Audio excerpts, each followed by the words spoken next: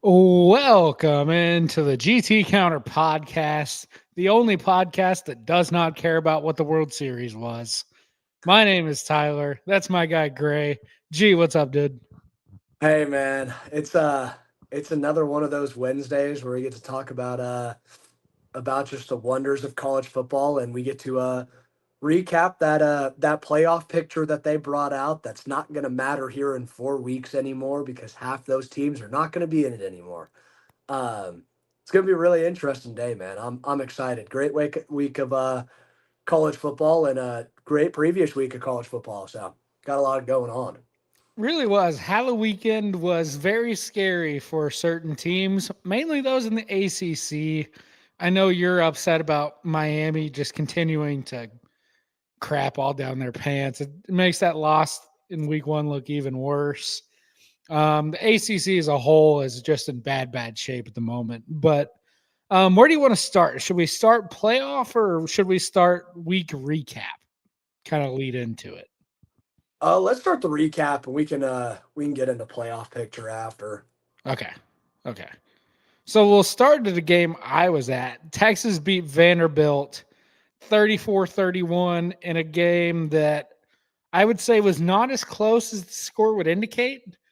Texas was pretty well just belt assing Vanderbilt for 50 minutes of this game, 55 minutes of this game. And then the refs interjected themselves. Diego Pavia interjected himself. And all of a sudden, you look, it's pouring rain. There's 30 seconds left. And Vanderbilt has an onside kick on a wet field that's just rolling around, waiting to be claimed to go down there and potentially tie or win the game. Ball goes out of bounds. Texas survives. They win by 3.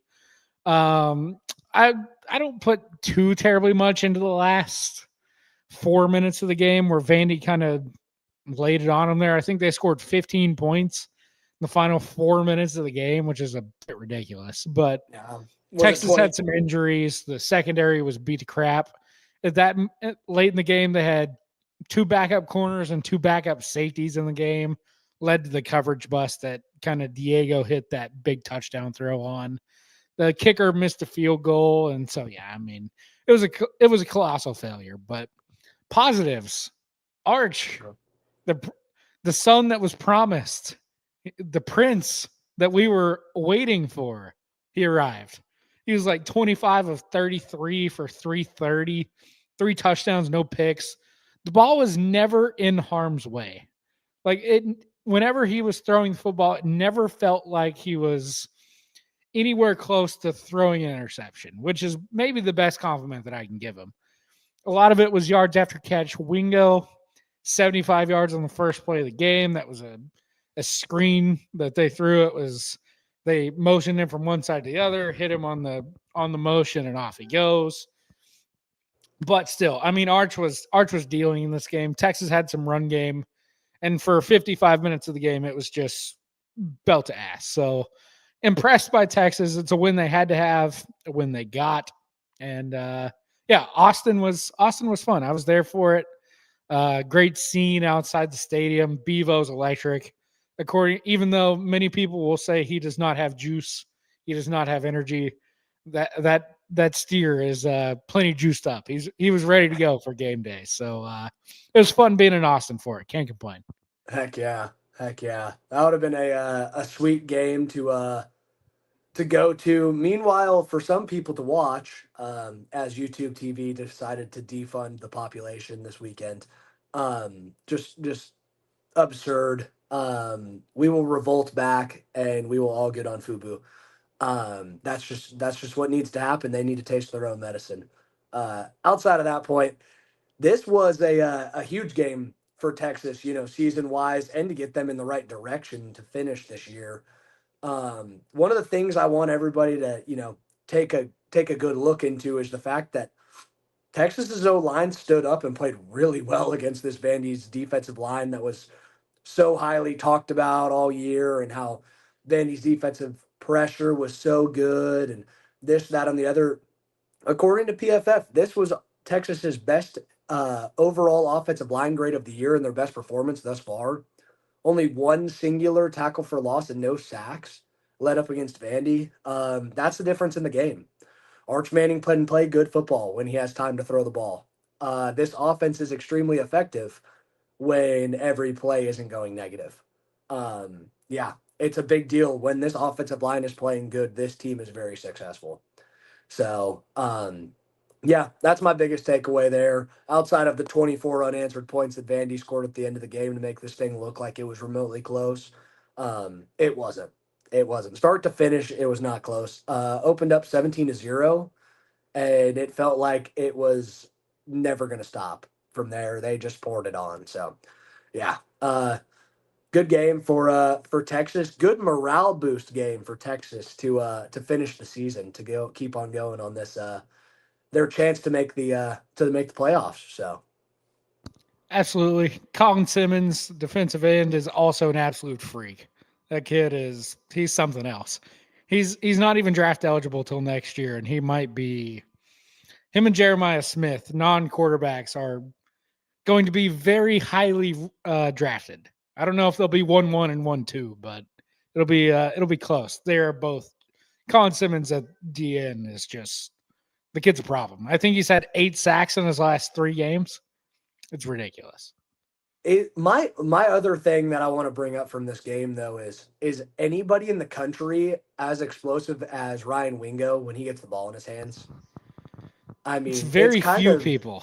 it's kind of unbelievable. I mean, genuinely, like you could throw him a slant from the 3 yard line and he can go 97 at any point in time. Like he's just that good. I mean, he's that good in space. So, yeah, that's my other key takeaway. We saw it the week before, but he continued to put on performance. Yeah, 2 receptions, 89 yards, and a tutty. That's it's a hell of a stat line for 2 receptions. So, Yeah, his last 2 games, he's at something like 7 catches for 275 yards and I think 3 touchdowns. yeah, So that any averaging good? almost 40 yards a reception, which is absurd. Yeah, he was in that same recruiting class as Jeremiah Smith and Ryan Williams, and they get all the attention. But Wingo had 5 stars next to his name too, and here lately he's kind of reminding everybody of that. Yeah, thanks, Trey. SMU beat Miami 26-20 in overtime. Miami just looked. Granted, I didn't get to see this game live. It was at 11. Going back watching the film, it looked like Miami just wasn't prepared for this game, which is tough. But it was their first time out of the state of Florida the entire year. You had some rain. It was a little chilly for South Florida kids, and Mario does it again, man. Loses when he shouldn't. This team is now 6-2. They are firmly on the outside of the playoff looking in. They've got to run the table here, and it was the start of what was a very poor day for the ACC on Saturday. Carson Beck 2 picks, including 1 in overtime, that allowed SMU to win it with any type of score. Naturally, they score a touchdown to win it. Great win for SMU though. I mean, Lashley was pretty highly sought after. That's why he signed an extension this past weekend, and he rewards SMU by going out getting a top 10 win against Miami. So, Yeah, well done to SMU. Kevin Jennings, stud. He was very clearly limited in this game. Had a leg injury. There was a point in the game where he couldn't hardly even walk, and he's just back there dicing those dudes up. Man, he was impressive. So all props to SMU. Miami's got to do a little soul searching though, because this is Mario at Miami is now 4-11 all time in the month of November and December. That's a problem. So tough scene for Miami, but good on SMU for getting a big win. I kind of called this Miami downfall this late in the year. I said they played Notre Dame at the beginning of the year that they're at their ceiling. When they played Notre Dame first game of the year at home, that's as good as this Miami team can play, and they have progressively gotten worse as they continue to play. I mean, Carson Beck does not look good. His arm there's still something going on with his arm because it's just not the same firing radius that he's always had. It just seems weak. It's like he's whipping a pool noodle out there sometimes. It just doesn't look right. So I'm disappointed in this Miami team that I thought was actually really, really good. But after this loss, I mean, I can give you the Louisville loss because I think Louisville's defense is pretty good, pretty sturdy, and you threw 4 picks in that game. This is a bad, bad loss. This is an SMU team that lost to Wake Forest the week before on 12-13, where they kicked 4 field goals. This SMU team is buns. I mean, they are bad. Yeah, this is an unacceptable loss and an automatic elimination from the college football playoffs, in my personal opinion. I agree. And for SMU, like their defense, if you're going to expose SMU defensively, it's with their secondary. Their secondary is very hurt. They're very young right now, so you get some chances with what you get from a young secondary. And back to not be able to capitalize on that with the weapons he has, it's tough, man. It's really, really tough. And I agree, it should be a disqualifying loss for Miami. That's bad, man. It's a bad one. It's a bad one, dude. Yeah. One thing, I know you're gonna skip over it. I know you didn't watch this game because it was at 11 o'clock as well. That Penn State team had a lot of life in that first half of that football game. And I know we're going to talk about it later. Indiana, beware for Penn State at home this week. So we'll talk about it later. It's at Penn State too, right? Yeah, at Penn State. Yeah. Beware, because that Penn State team had a lot of freaking life in the first half of that football game before Ryan Day put his foot on their neck and said, "Why are you single covering Jeremiah Smith every single route? Yeah. We're just going to throw him the ball 11 more times in the second half, and you're not going to guard him." Exactly. Yeah. I looked up at halftime, and all of a sudden I see the score, and it's 17-14. I was like, what in the hell? Yeah. And then, you look up all of a sudden, and it's like, there it is.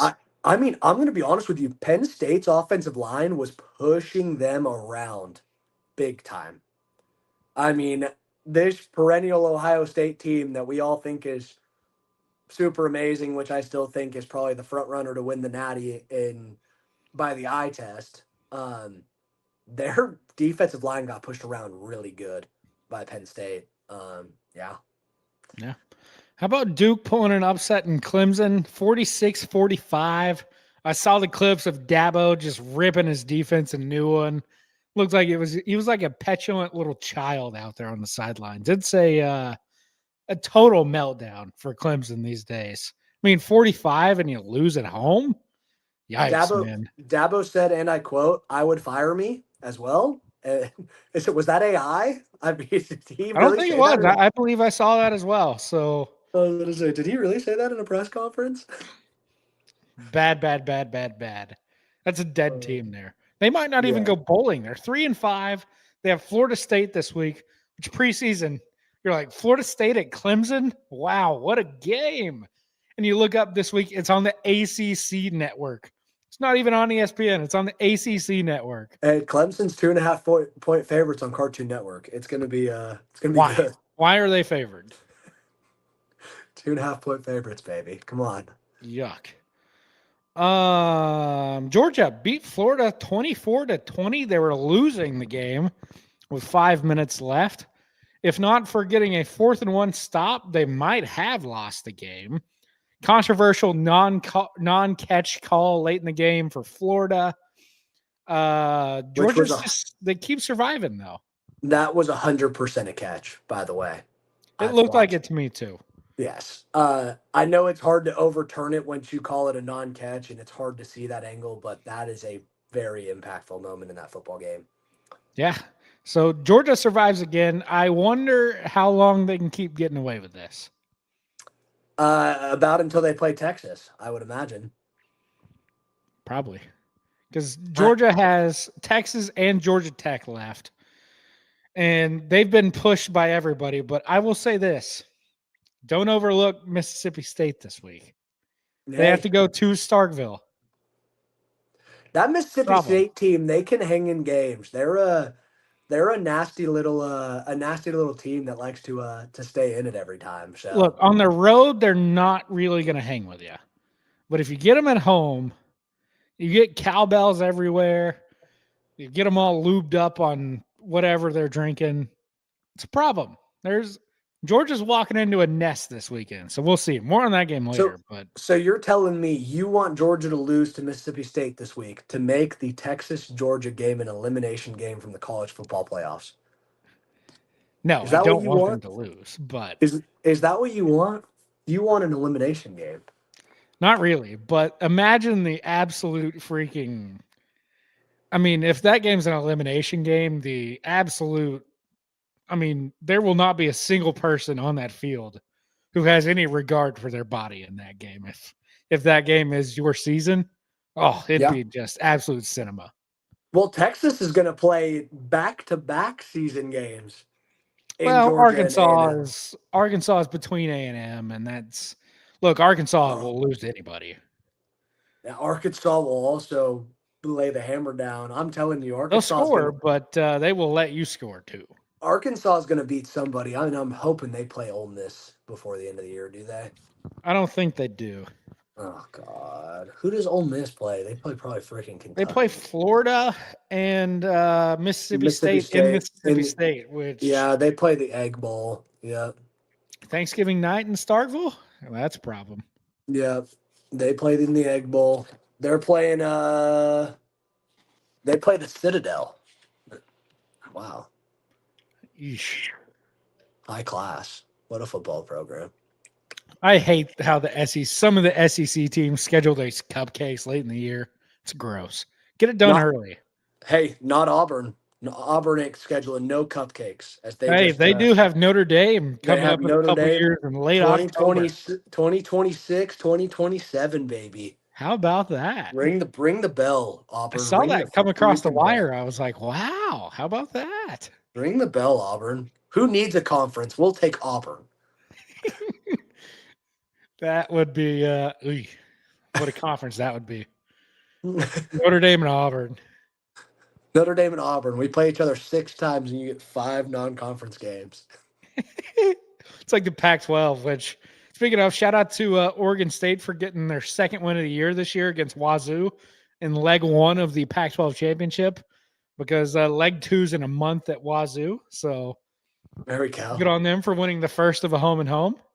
Yep. They're in a good spot. Eesh.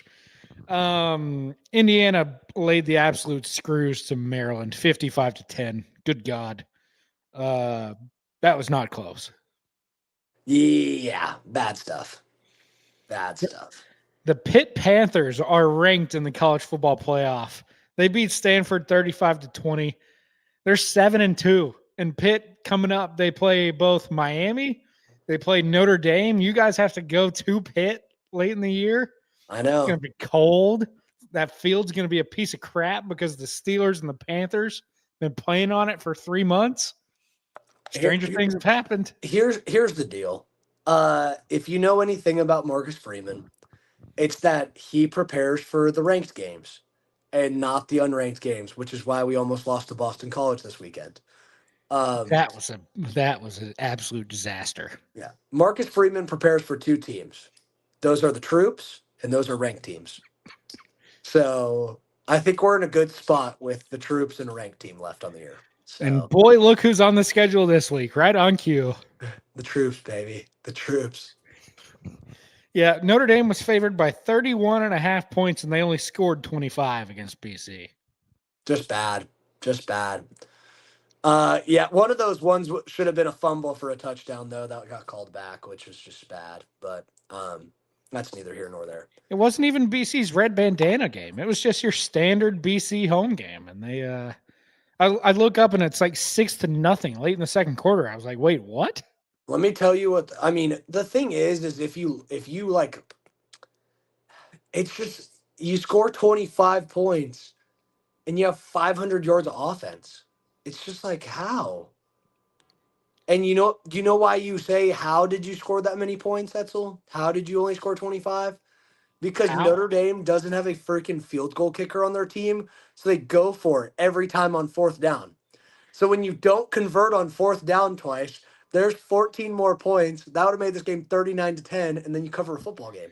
But you don't have a kicker, so you can't kick the field goal. Like 31-10 is a respectable win against anybody. Is that This why is Marcus not. Freeman was explaining in a presser why he couldn't just go poach somebody off the soccer team? I just don't understand why not. Why can't he? It sounded like a whole lot of politics, if you ask me. But sure, There's got to be let's just go play without a kicker. They aren't important. there's got to be some guy on the JV team, like some dude that's not practicing, not traveling. Like there's got to be somebody, surely. You would think, but I don't know. Maybe again, Marcus Freeman has his groups of people he doesn't like. Maybe soccer teams are one of them too. How much is your scholarship with soccer? We'll give you a full ride. Come get home with the squad. We'll give you some NIL deals for coming and playing just these 5 games. That's what I'm saying. If you make a game-winning kick, we'll get you a deal with BMW or something. Yeah, exactly. Exactly.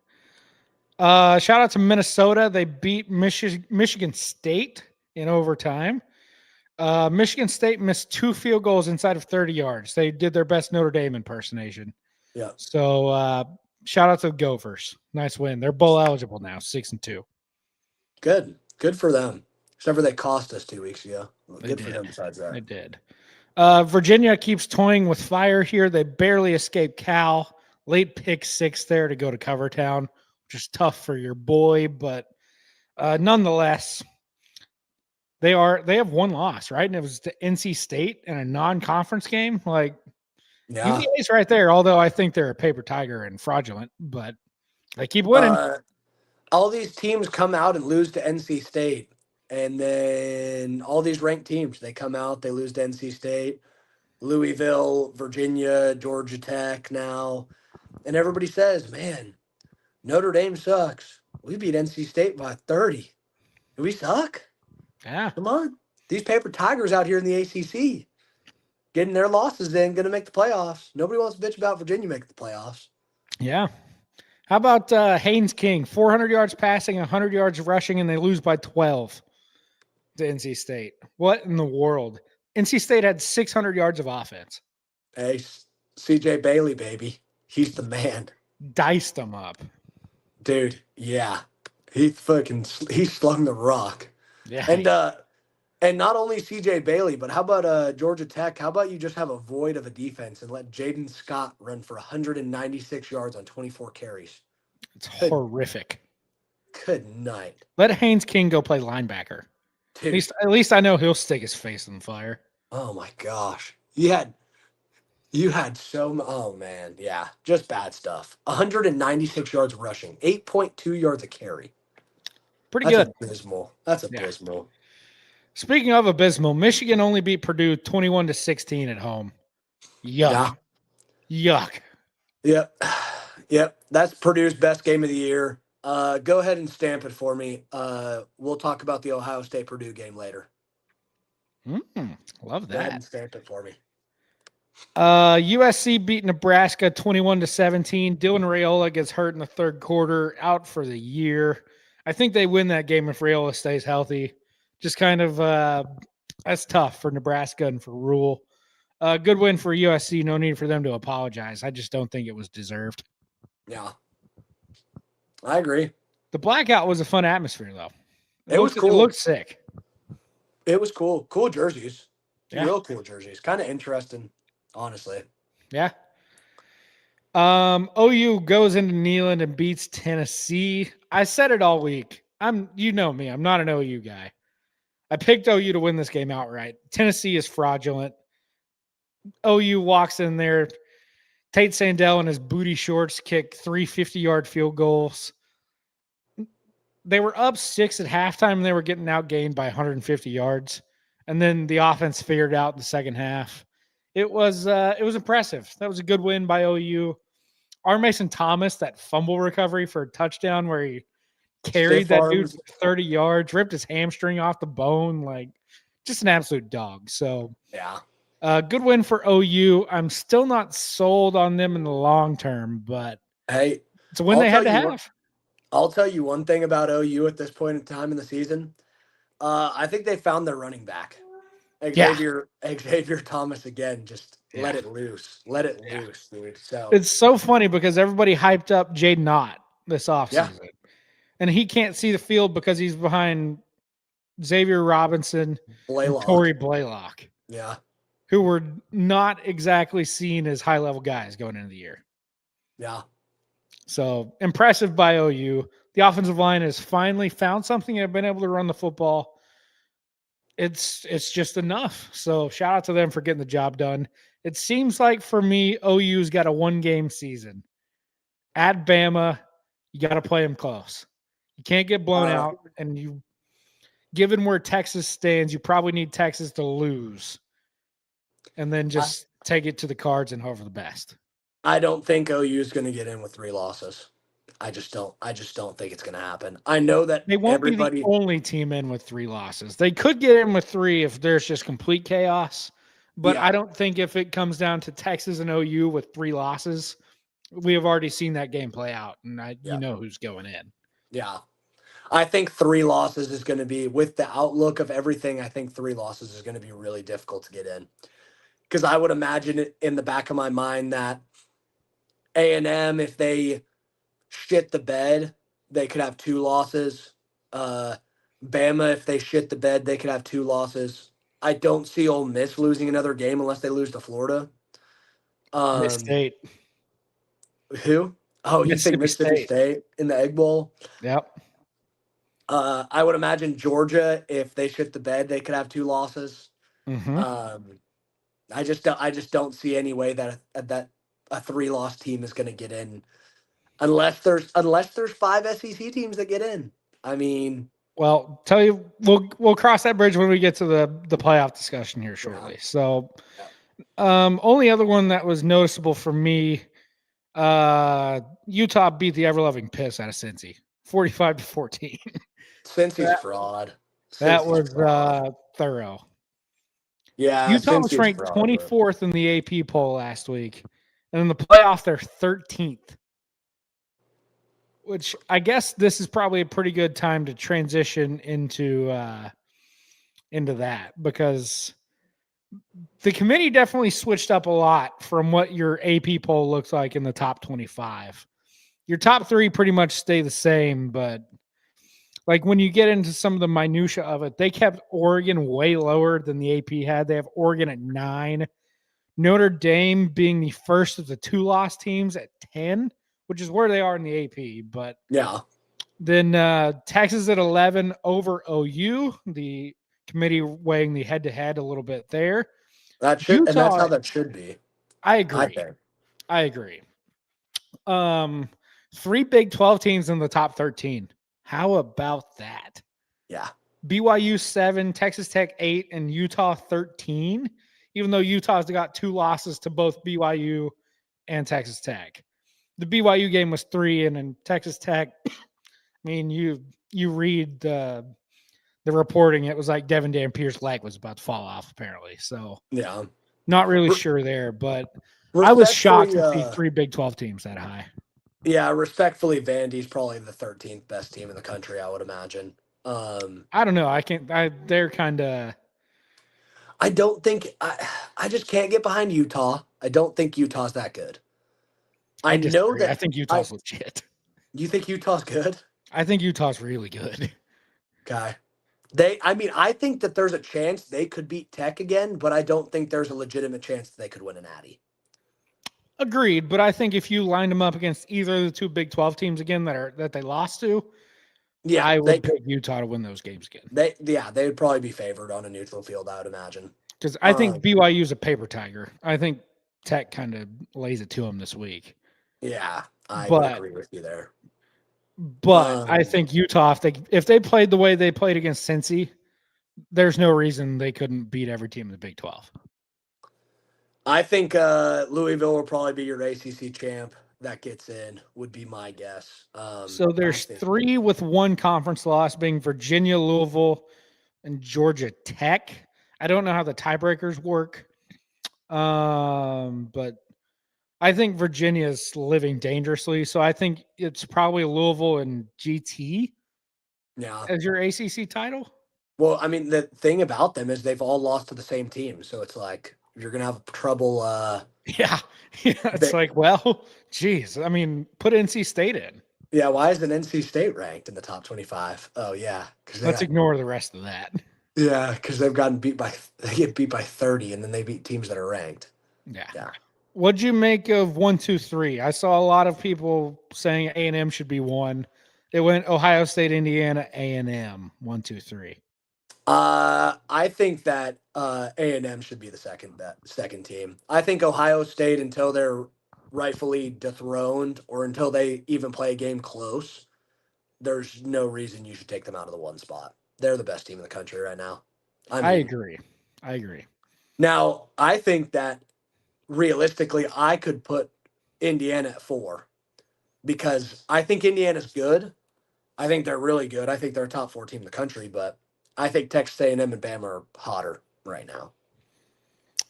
I disagree with that. I could see. I didn't agree with the argument that A&M should be one.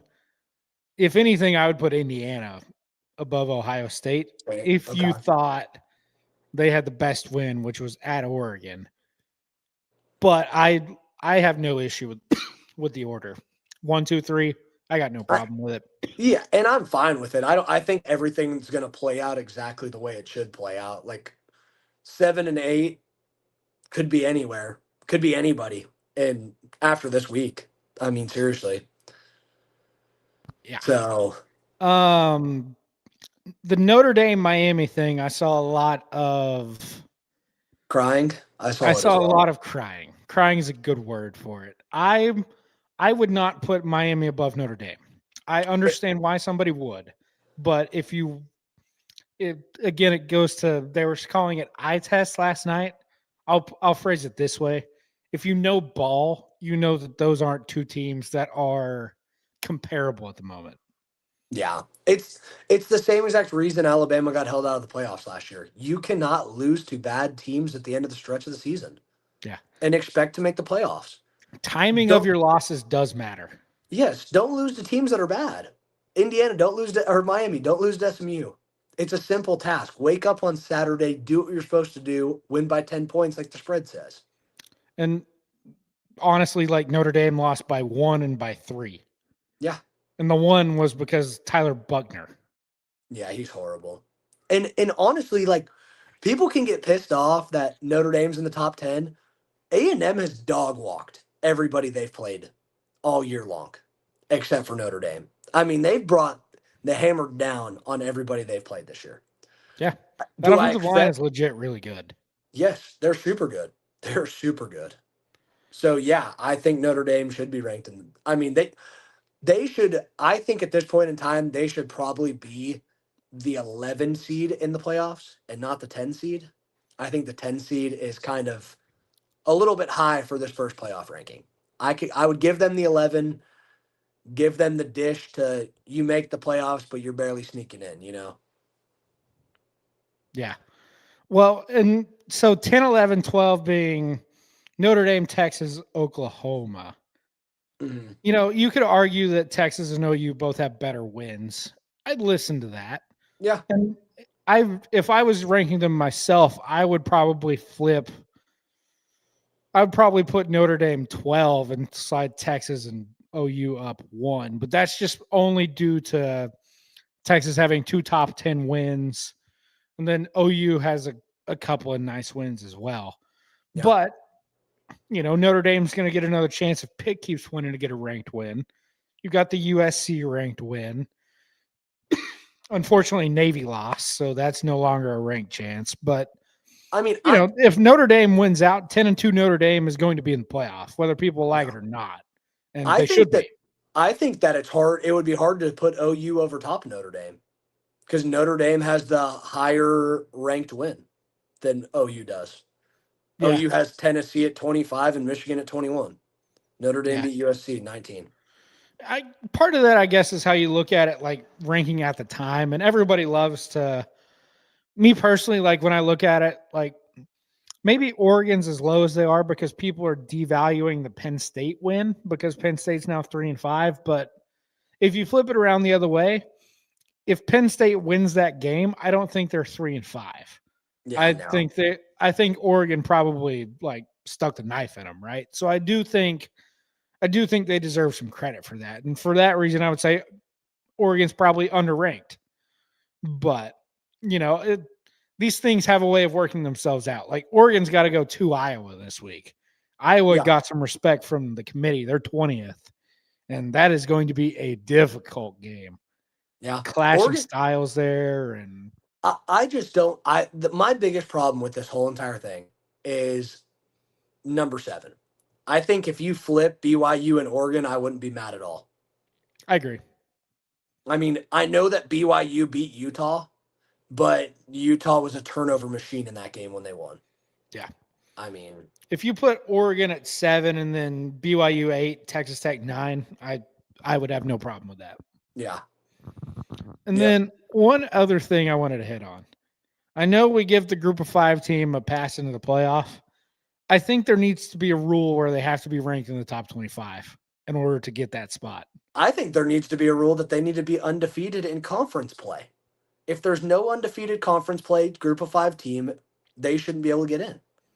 Well, yes and no, but like I would make the argument that even if the winner of the American has 2 losses, that team's probably better than like an undefeated James Madison. Yeah, that's fair. So that's where it only gets a little tough. But I like James Madison a lot. They played Louisville like very close. They only lost by 2 touchdowns in Louisville. But here's my other thing. Is Memphis beating Tennessee on a neutral sided field? Probably not. Why should they get to steal a top 12 spot?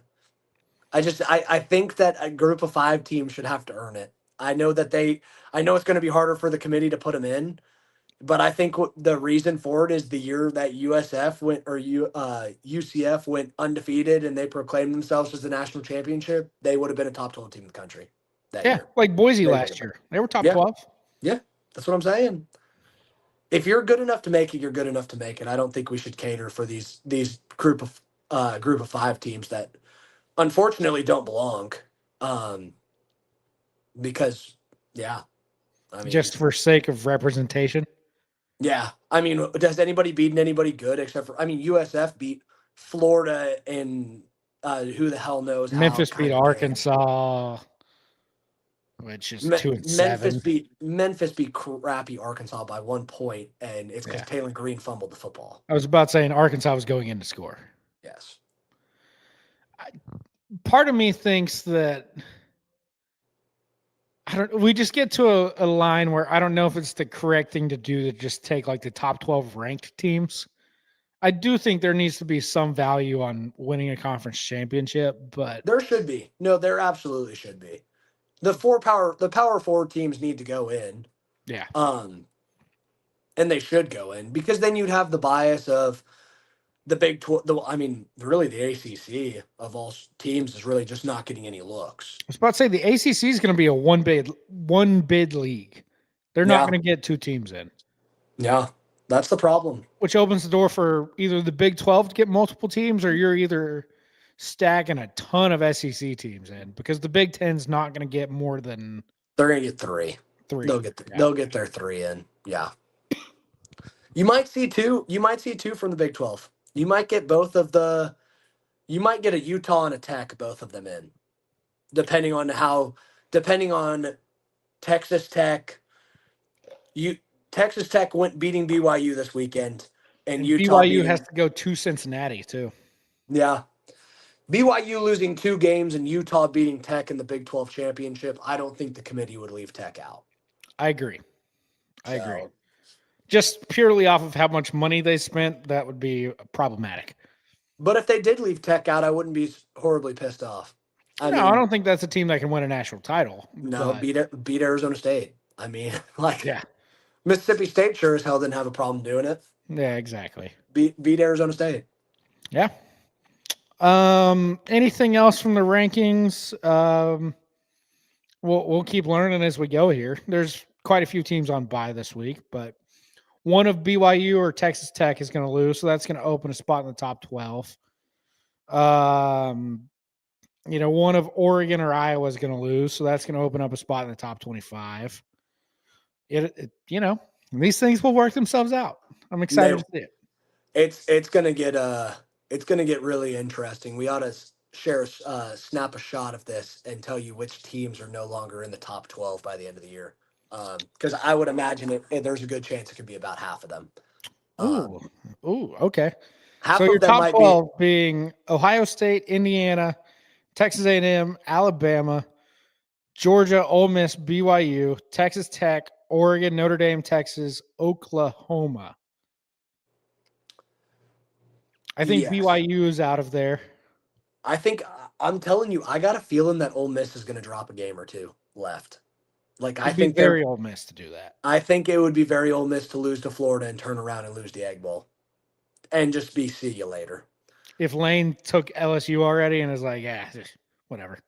Yeah, I mean OU. I mean whether whoever wins between Bama OU, Mm-hmm. if OU Bama beats OU, OU's out of the top 12. Yep. Georgia Texas, and then Georgia's going to turn around and play Georgia Tech. Yep. I mean this scenarios can Texas all plays get both Georgia and and A&M. Texas have man. Yep. I mean this scenario can get very weird very quickly. Yeah. All the I'm way going to say across we the lose board. 3 teams out of the top 12. I I don't know think what 3, but I'll say we lose 3. I think BYU is a definite team that will be leaving us. Yeah. Probably after this week, Yep. depending on how Tech looks. But yeah. BYU is a team that I could see dropping relatively far too. Given they're undefeated and they're behind 3 one-loss teams already and they're not all that far from the 2-loss group, I could Yep. see them dropping back to that ACC group at like 14-15 if they lose. They could drop. They could drop pretty, depending on where their loss looks. Yeah, I could imagine them dropping below Vandy probably. Yeah. So Yeah. Well, let's get into week 11, shall we? yeah, let's do it. We've got weekday action back in our lives, so enjoy that if you have ESPN available. If not, we'll skip ahead to Friday. Northwestern going to USC. USC needs every game they can get at the moment. They're 2 touchdown favorites at home against Northwestern. I don't think they're in danger to lose this game. I would take them to cover too, to be honest with you. Yeah, I would agree with you. They're playing good enough football, and they're for some reason ESPN still has them at a good chance of winning the national championship. Yep. They're one of the 14 teams that are up on the board still. Yep. American Conference Championship game eliminator Friday night. Tulane at Memphis. Memphis is a 3.5-point favorite. Give me the Tigers. Tulane looked terrible at UTSA last week. Retzlaff got benched. Give me Memphis. Win and cover. I love it. I'm on the board with you. Saturday, game you wanted to talk about. Indiana goes to Happy Valley to play Penn State. Indiana is a 14.5-point favorite. It's a big number. Yeah, I love it. I love it at 14.5. I think Penn State can lay that 14.5 on them. I think this game is going to be a lot closer than people would imagine. This Penn State team's got life. They have a lot of life still left in them at 3-5. So, yep. Preseason, by the way, this game was Penn State minus 16.5. 30-point swing. yep. That is crazy stuff. I would take the points as well. Anything over 2 touchdowns. Yep. BYU, Texas Tech. Probably game of the week in terms of your rankings, 7 versus 8. Texas Tech is a 10-point home favorite. Insinuates that they're about a touchdown better than BYU on a neutral. I'll lay the wood here with Tech. I don't think it's necessarily a close game. Morton's healthy, baby. And BYU hasn't played a defensive line like this all year. This Texas Tech defensive line is the real deal. And we'll know within about the first 4 minutes of this football game if BYU is going to be able to run the ball, if they're not going to be able to score at all. Yeah, let's hammer Tech this week. Also like the over in that game. It's a little low to me at 52.5. Yeah, I don't mind that. Big 12 football, baby. A lot of scoring. That's right. Georgia is going to Mississippi State. More cowbell. This number has gone up a little bit. It was 7.5. Now it's 8.5, 9 for Georgia as a favorite. I just don't know how you can expect this Georgia team to beat anybody by margin. They haven't done it all year on the road. Yeah. I'll take the points. I think Georgia wins by like 6 or 7. Yeah. I like that. I'm with you there. I can get behind that. I don't like anything else on this. I wouldn't. I'm probably not going to touch it at all, Yeah, no honestly. But thanks. Purdue is hosting Ohio State. The Spoilermakers, do they have one in them? absolutely not. Give me the Buckeyes to cover the 29.5. They're laying the hammer this weekend. Lay They're the laying wood. they're laying the wood this weekend. 29.5 seems free. I also love the over in this game because I think the Buckeyes can do it by themselves. They probably can. I just wonder if they want to. No, they do. They do. I've seen I've seen Purdue's secondary, Swiss cheese. Yeah. Yeah. Ohio State is gonna lay it down. It's gonna be Yeah. bad. Oregon at Iowa, 2:30 CBS game. Weather looks like complete crap. It's going to be pouring rain and wet. Well, obviously wet if it's pouring rain. Pouring rain and cold, actually. It's going to be 45 degrees, raining with 10-mile-an-hour winds. Can the kids from Oregon handle it? I think Iowa wins the game outright. I saw a potential chance of rain in this game as well. Yeah, it's going to be wet. It's going to Yeah. be wet. Or not rain, snow. I apologize. I said rain. You Oh, said rain 5 times. I saw a potential chance of snow at this game. Um, yeah, Iowa's going to make this an ugly as shit game. They're going to play Iowa football. It's yeah. almost a guarantee here. Biggest things on this is Iowa's defense is allowing 13.1 points per game, which is fourth in all of FBS. It's going to be raining, cold, potentially snowing, all of the above. This one has a mix for Iowa in it for it. I love it. I think the committee ranked them at a good time for them to pull an upset. Yeah. Indiana played Iowa at Iowa, and Iowa lost by 5. Indiana played Oregon at Oregon. Indiana won by 10. Tells me I think Iowa's live here. Yeah. Yeah, I'm calling the I would upset. agree. Give me the I like it. Hawkeyes. I like it. Texas A&M is going to Missouri on Saturday afternoon at 2:30. A&M about a touchdown road favorite. Missouri is on quarterback number 3 as their first two are both out for the year with the leg injuries. It's true freshman behind center. Played well against Vandy, to be completely honest with you. But the defense kind of let him down there. Both teams off a bye. I kind of think Missouri keeps this one close. I'll take the 6.5. I don't think it's an outright winner. I just think it's close. Yeah, I would have to tend to agree with you on this. Missouri's quarterback, this backup's no slouch. Four-star guy. He's a good Yeah. quarterback. Not Uh necessarily a runner. He can sling it. yeah. My worries in this game is that Texas A&M has laid the wood every single week. They're either going to let one they're either going to let a close game in this one or they're going to let one slip through the cracks at Texas. I just don't think it's this week. Give me A&M to cover the 6.5. Ooh, all right. Auburn goes to Vandy. Vandy off a tough loss at Texas. Auburn just fired Hugh Freeze for loving golf too much, which, by the way, did you see that? He had a standing tee time on Sunday. Somebody found that it got canceled. Later that day, it comes out Hugh Freeze is fired. So nobody does it like college football Twitter. The investigations we run are something else. So Auburn on interim coach DJ Durkin. It took 1 week for the SEC to rehire a coach who was killed a kid. They went from Brian Kelly, DJ Durkin, famously known for killing a kid by dehydrating them while running sprints. So hydrate up this week down there on the plains there, kids. Drink plenty of water. Gonna be a long week. But I think Auburn can win this game. I'll take Auburn to keep it close. Yeah. I'm 100% with you. This is one of my big bets of the week. I love Auburn right here. Not outright to keep it close. Sorry. Let me Okay. let me let me make sure I clarify there. Wisconsin is hosting Washington on Saturday afternoon. Washington's like an 11.5, 12-point favorite.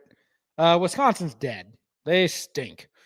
But Washington is traveling multiple time zones. So we'll see. I think Washington wins. I don't know if it's by a ton of margin because This travel, a but fishy line, Etzel. it 11 and a is. half for this Huskies team against the dead Badgers. It I'm is. not touching it. Not touching it. Scary. Yeah, absolutely. I would have expected more points. Florida State goes to Clemson in a game that preseason everybody would have been drooling over. Instead, this game is now on the ACC network. We can't even be on ESPN. Florida State is a 2.5-point underdog. I don't understand why they're the underdog. I think Florida State wins outright. This Clemson team, Dabo's lost the locker room. He's lost that group. He might be on his way out the door, to be honest with you. As you were saying earlier, that he was asked, he said he would fire himself. Yep.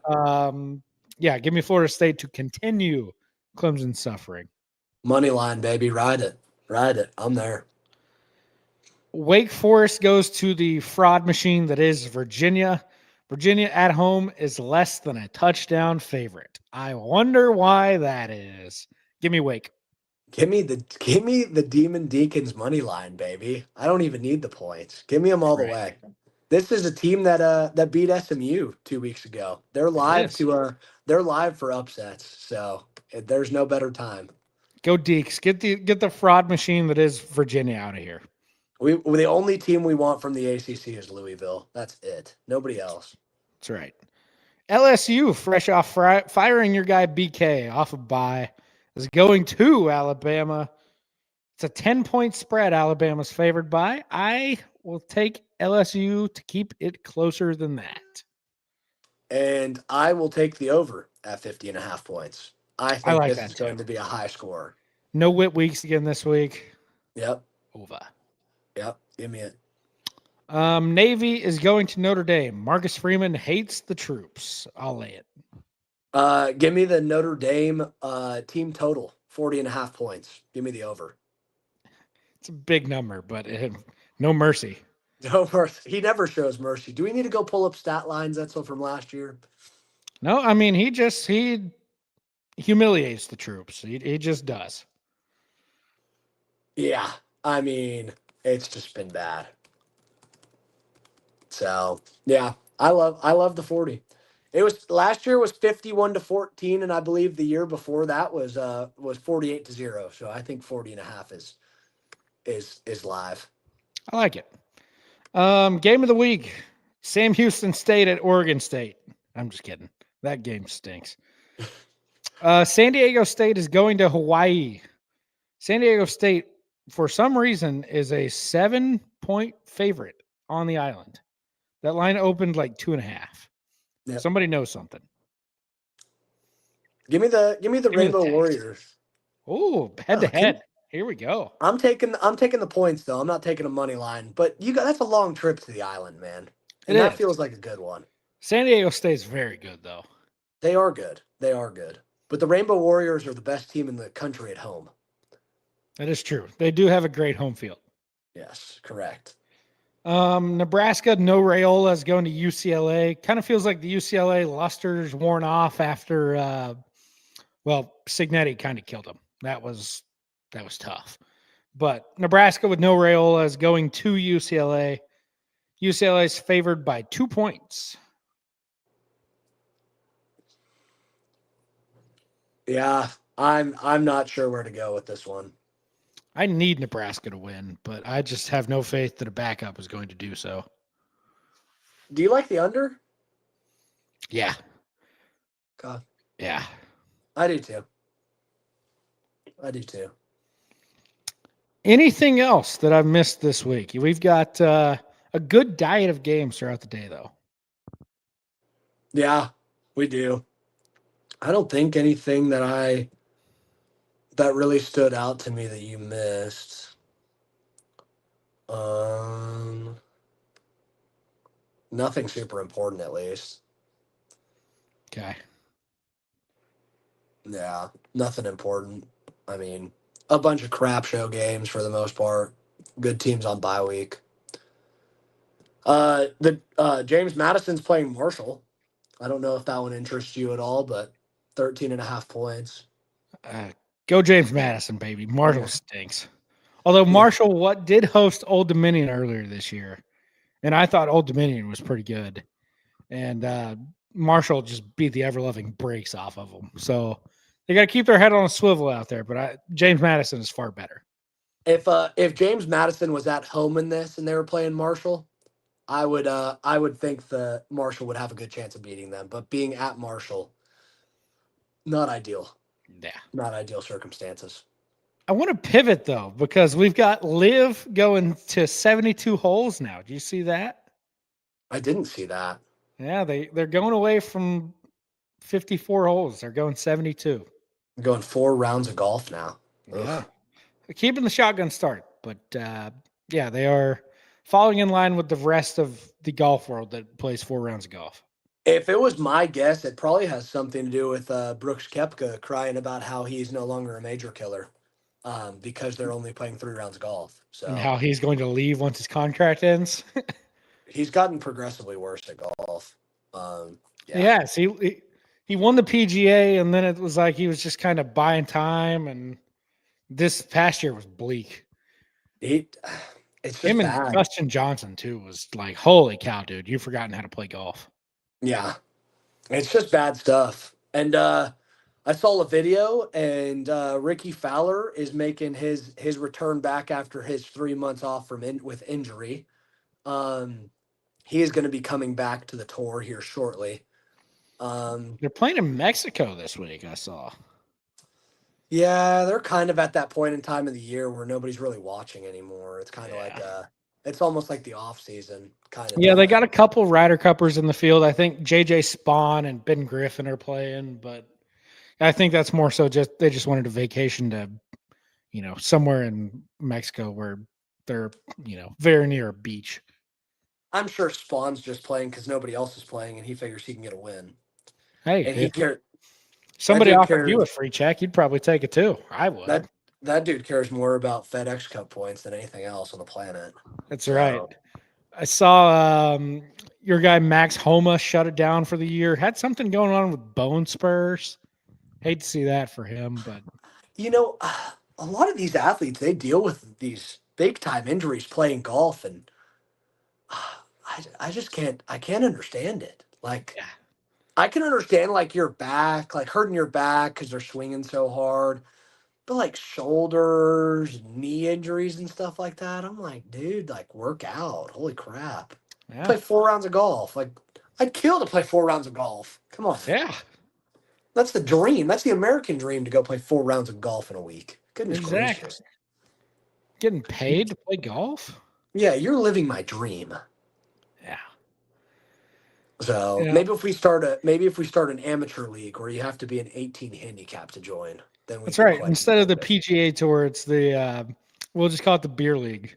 Yes. I actually saw a post, and it was the 5th or 6th anniversary of the John Daly Scramble tournament, and it was 60 players competed this year, 2-man scramble teams.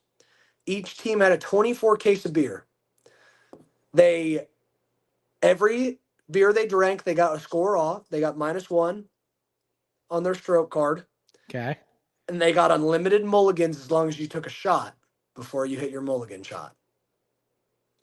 And the deal was everybody had to dress up in their John Daly impersonation outfit. 60 golfers came out and played. 60 golfers came out and played this year. Pretty incredible. How about that? What would you wear for your John Daly impersonation? We going to buy a Hooters shirt or something?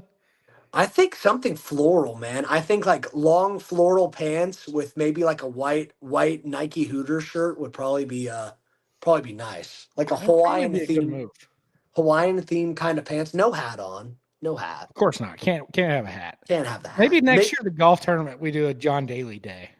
That would be awesome. We really should. Let's theme out these days in Scottsdale. Well, since we play together as a package deal, we should really just start wearing outrageous outfits to really distract the opponent. Exactly. Look, I mean, we've got a ham and egg. We all about the intimidation here. I mean, they know what they sign up for when they play us anyways, but you add that onto it, I mean, we'd be unstoppable.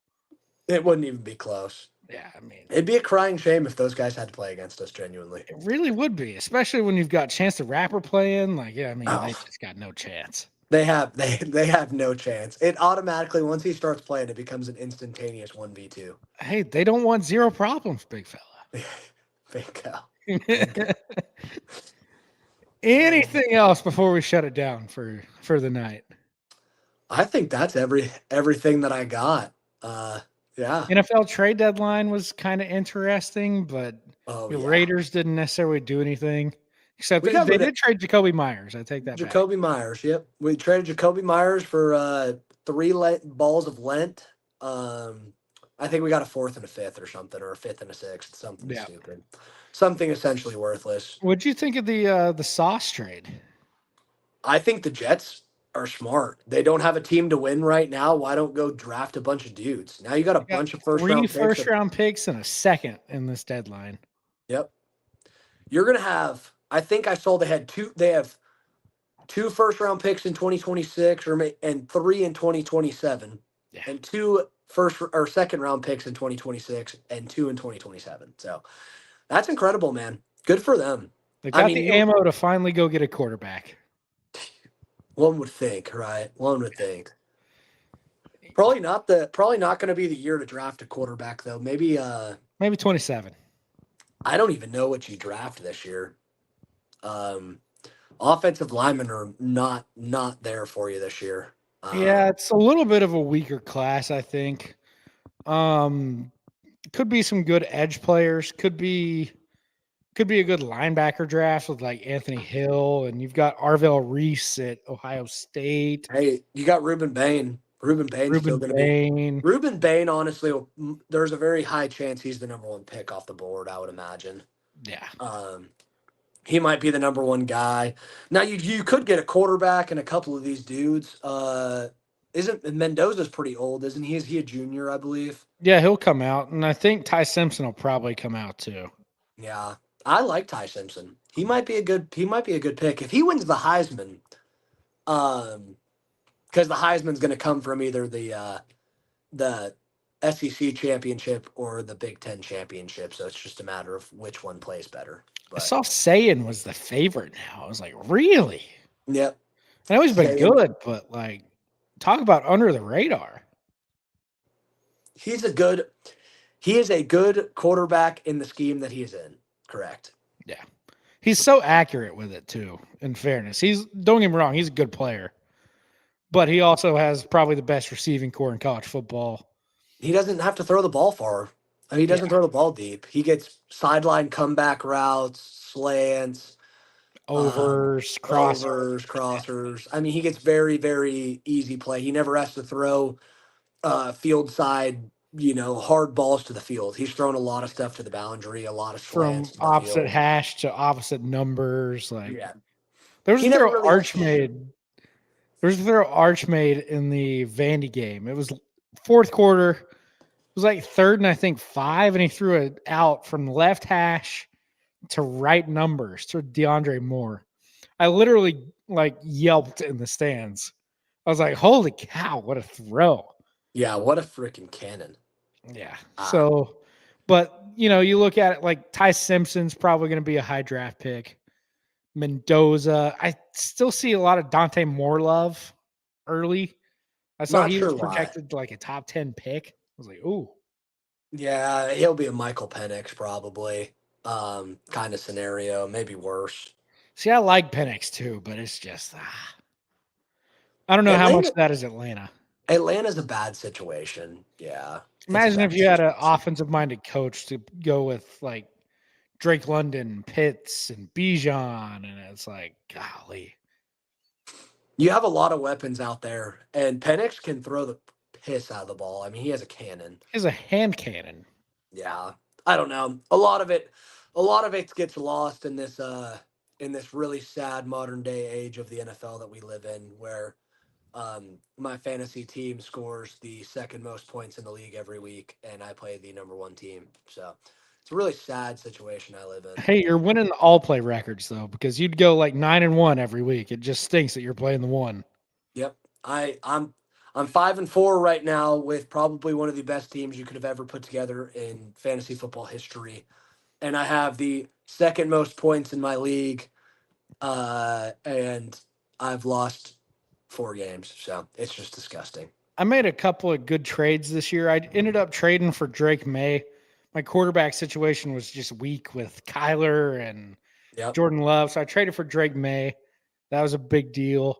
I traded for Javonte Williams, which was my running back room. I have CMC, but you just never know when he's going to get hurt again. So had to get some insurance there. And then I've got JSN, Drake London. I've got both Tyler Warren and Kittle. Like I'm cooking right now, man. Then I'm just flying through. Like I'm rotating through defense and kickers like crazy. When I tell you that I have the best team in fantasy football, I cannot emphasize this more. It's a keeper league, so we get to keep 2 players. Yep. So my keepers were JSN and Justin Jefferson. Mm-hmm. I have Justin Herbert. I have Saquon Barkley and Javonte Williams. Okay. I have Keenan Allen, Quentin Williams, Emeka Ibuka, Tetero and McMillan. Somebody else. I don't know who else. I have Jake Ferguson as my tight end. And Dicker, the kicker, plays for me every week because he's a stud. Absolute stallion, that kid. He plays for me every week. He's a stud. Yeah. And I have Chase Brown on my bench. And I just picked up that I went and picked up that running back from the Bears, the Minuga Luga or whatever the heck his name is. He played at Rutgers, Kyle Monengai. Monengai, that's it. Yeah. He's I picked him up and I'm going to play him this week because all my Cowboys players are on bye, and so is Javonte Williams. Oh, and I have George Pickens. Completely forgot about him. Yeah. Crash out George. Yeah, so my team did really good this week. I was down by 10 points going into the final game on Saturday. I had George Pickens and Javonte Williams against none other than Marvin Harrison Jr., who has only scored max 8 points all season long. Of course, Marvin Harrison Jr. has a career high 25, and Javonte Williams and George Pickens, who are the number 3 and number 5 receivers in football, collectively scored 20 points. So I got built to bare ass, is what I'm trying to tell you. It happens. It happens. It's sad times. It is. Hey, not too long, and then we're into the fantasy list season, which is always a good thing. Life is just better when I can bet on the Masters instead of betting on fantasy football. That's right. Damn right. We're almost golf season. We're almost to golf season. We're getting close. Cool. Well, anything else before we get out of here? It's 8:45. We've done a pretty good job on keeping these things on the rails. I'm proud of us. Yeah, we had good maintenance on that one. Yeah, yep. Absolutely. So, well, until next week, we'll probably go. I like this kind of Wednesday time frame. We can kind of react to the playoff rankings. It's a good midpoint in the week, so maybe we'll shoot for Wednesday next week. Does that sound good? I can do Wednesday, definitely. Sick. So until next Wednesday, when we'll have a fresh batch playoff rankings, and then a big weekend next week.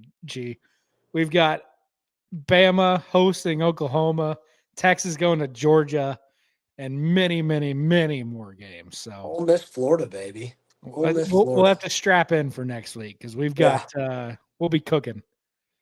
We're locked in. Absolutely. Well, until then, peace out.